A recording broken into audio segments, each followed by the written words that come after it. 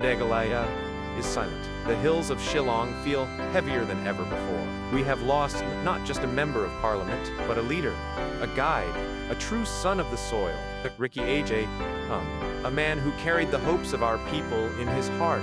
His voice spoke for Shillong in the Lok Sabha. His dedication was for every home, every family, every dream. This sudden loss has left us shocked, heartbroken, and in deep pain. But legends never truly leave. Their work, their sacrifice, their love for the people lives forever. Thank you, sir, for serving Meghalaya with honor and courage. Today, goodbye, but your legacy will remain in our hills, in our hearts forever.